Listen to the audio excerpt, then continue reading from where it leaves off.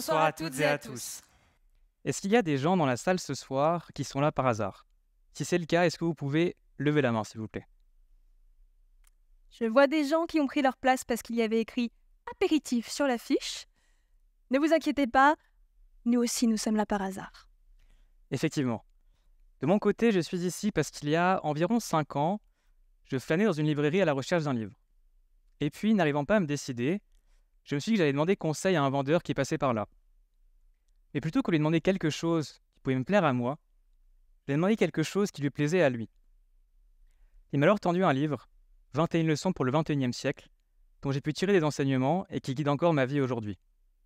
Ces enseignements m'ont permis d'intégrer le PFL ici, et une association étudiante, Ingénieurs du Monde, où j'ai rencontré Marie-Lise. Et c'est en partie grâce à tout cela que je suis ici devant vous, ce soir, à faire ce talk. Je suis ici parce qu'en 2013, j'ai choisi d'apprendre l'italien comme deuxième langue à l'école.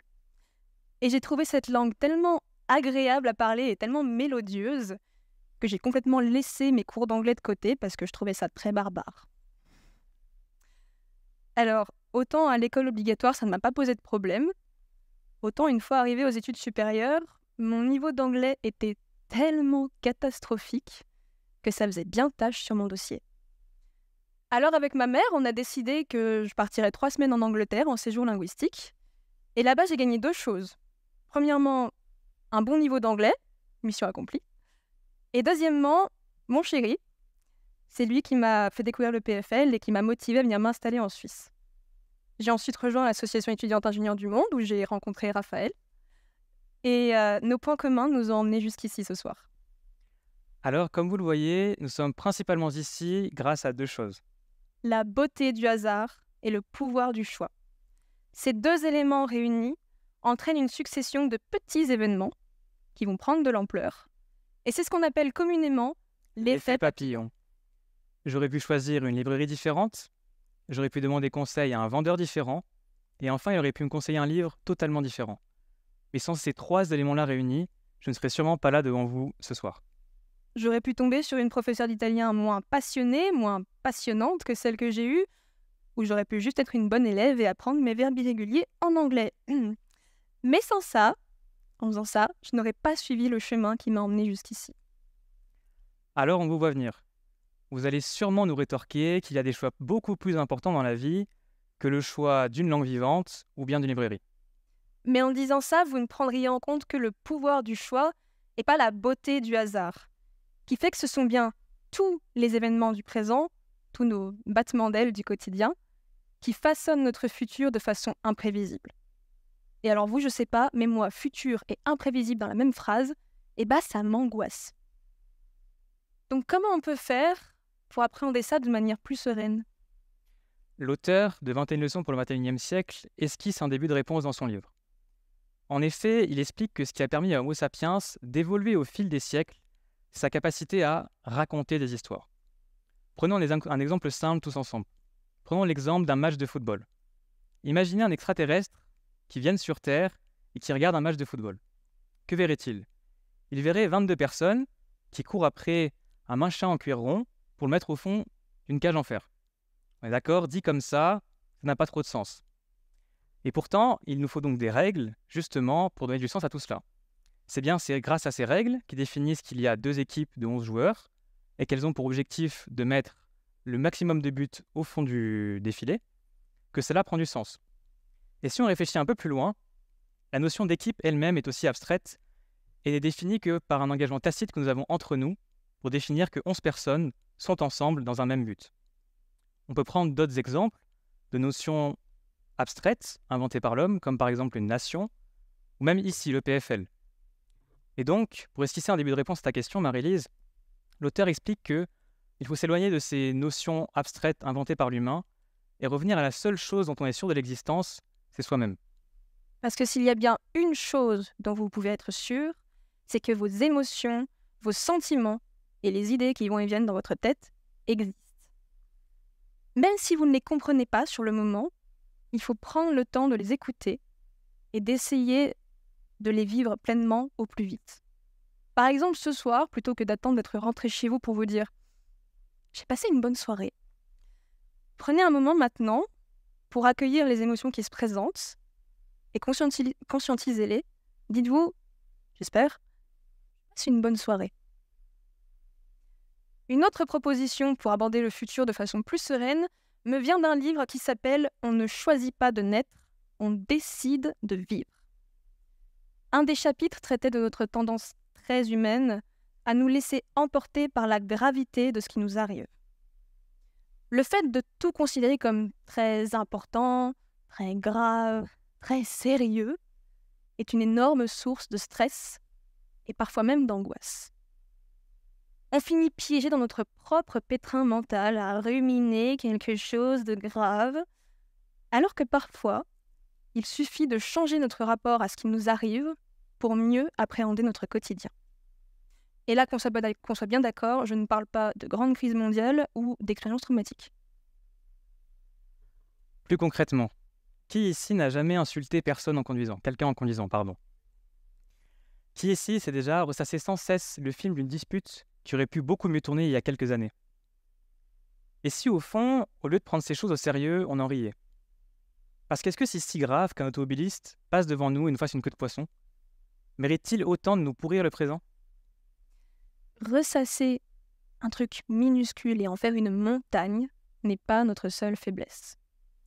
Un autre chapitre du livre pour décider de vivre parlait du cas d'un homme d'une 30aine d'années qui rêvait de devenir une rockstar et dont les seuls talents musicaux se résumaient à des parties endiablées de Guitar Hero en mode expert.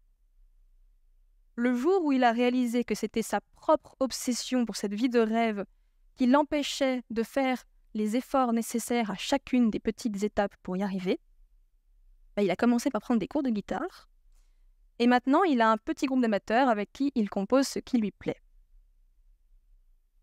Il y a plus de 2000 ans, les stoïciens nous conseillaient déjà de vivre et de reprendre le contrôle du moment présent. Parce qu'en effet, le futur et le passé sont, eux, hors de notre contrôle.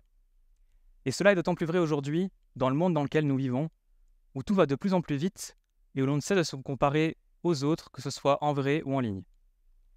Ne cherchez pas à donner du sens à votre vie, mais donnez plutôt du sens à chaque acte que vous faites au quotidien.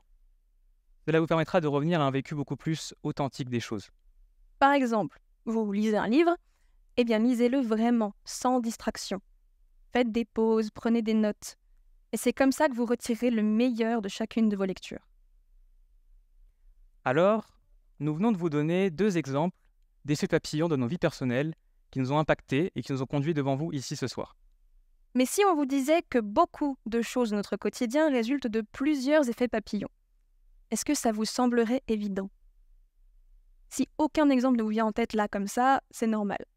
Ce sont des choses qui sont devenues tellement banales que plus personne n'y fait attention.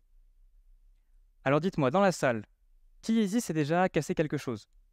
Le bras, la jambe, voilà, beaucoup de gens se sont déjà cassé quelque chose. Rassurez-moi, pour vous, tout va mieux, l'os s'est recalcifié, vous pouvez marcher, ok. Cela est sans doute possible puisque vous êtes allé à l'hôpital et vous avez fait une radiographie. Mais savez-vous que les rayons X ont été découverts totalement par hasard? Alors, petit saut dans le temps. Nous sommes en 1895 et William Röntgen, un physicien, fait des expériences avec un tube de Crookes, qui est un tube qui émet un faisceau d'électrons. Et puis, après plusieurs manipulations, il se rend compte que ce tube émet un rayonnement sur un écran fluorescent situé à plus de 2 mètres de distance. Il appelle ça les rayons X, parce qu'il ne sait juste pas ce que c'est. Et il va continuer à faire plusieurs expériences en plaçant différents objets entre la source de rayonnement, le tube, et l'écran. Jusqu'au jour où il va demander à sa femme de mettre sa main entre les deux. Et là, il va se rendre compte que seuls les os sont imperméables aux rayons. Donc on ne voit que les os de la main de sa femme sur l'écran. La première radiographie à rayons X vient d'être faite. Et cette découverte hasardeuse a mené à un des outils de diagnostic les plus courants aujourd'hui. Autre exemple. Avez-vous entendu récemment que l'IVG a été inscrit dans la Constitution française? Cette nouvelle, historique, a été relayée par beaucoup de médias. Mais avez-vous entendu les noms de Rose McGowan ou d'Alyssa Milano cités? Probablement pas. Pourtant, ce sont en partie grâce à ces femmes que cette inscription a pu se faire, car elles sont à l'origine de la popularisation du hashtag MeToo, suite à la libération de la parole des femmes par rapport aux violences sexistes et sexuelles qu'elles ont subies dans le milieu d'Hollywood et à l'affaire Weinstein.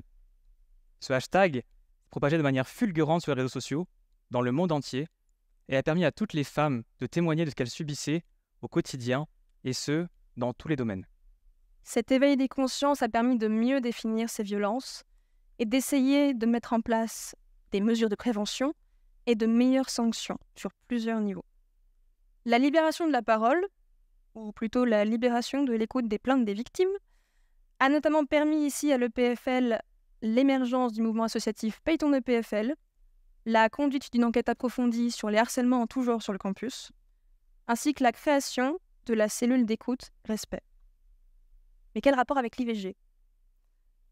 L'envergure mondiale qu'a pris le mouvement MeToo a donné beaucoup de visibilité aux luttes pour les droits des femmes à travers le monde et a notamment aidé à soulever les thématiques féministes en politique, dont le droit à l'avortement. Les événements politiques aux USA en 2022 et l'importante couverture médiatique qu'ils ont eue ont résonné de manière si brutale dans le monde entier que les représentantes et représentants politiques en France ont décidé de limiter au maximum toute menace à l'encontre de ce droit fondamental en inscrivant dans la Constitution française la liberté de recourir à l'interruption volontaire de grossesse.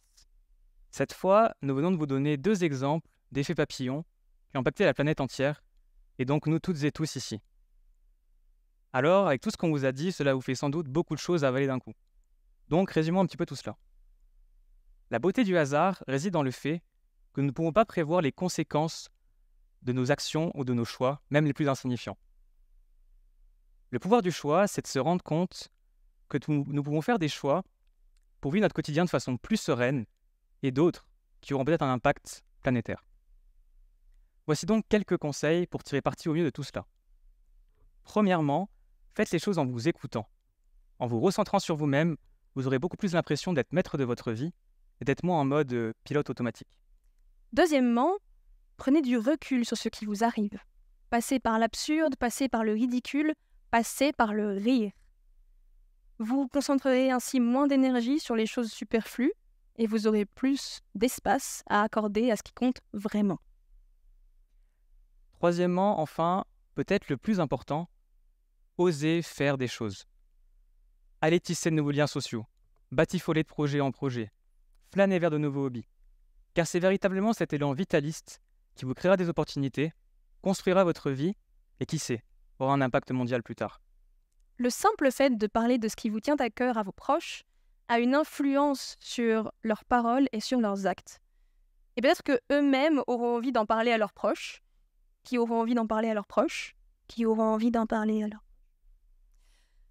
Bref, peut-être qu'un jour comme nous, vous vous retrouverez sur la scène d'un TEDx, alors qu'à la base, vous aviez juste prévu de rejoindre une association étudiante. Mais c'est aussi ça, la magie de l'effet papillon.